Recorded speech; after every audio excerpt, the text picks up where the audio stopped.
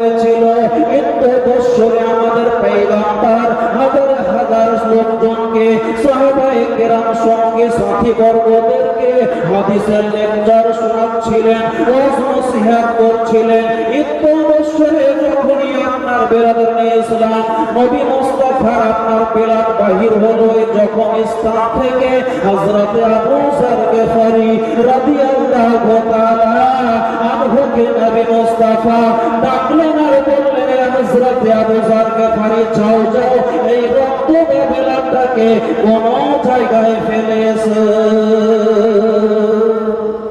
রক্তটা ফেলেছে।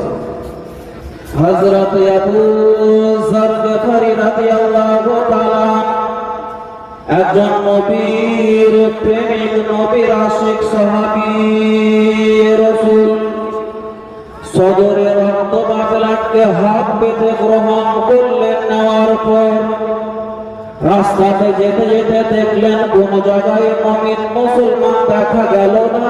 রক্তটা ফেলবো, যদি এই রক্তের বেয়াদবি হয় রোজ হাসরের মাঠে আল্লাহর নিকটে আমাকে জবাবদিহি করতে হবে। ওই দিনে আমি গ্রেফতার হয়ে যাব।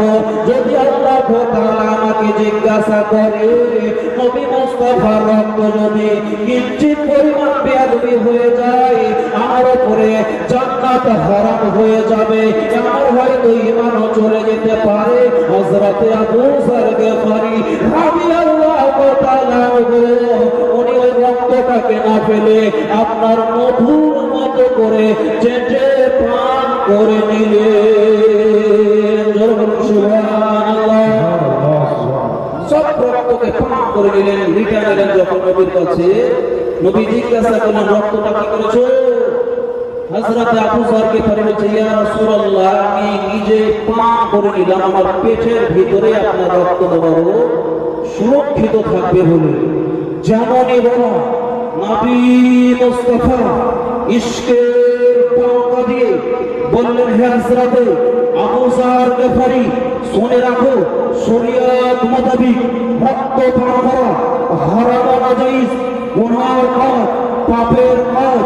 কিন্তু যখনই তোমার ইশকের কারণে, প্রেমের কারণে আমার রক্তকে পান করে নিয়েছো,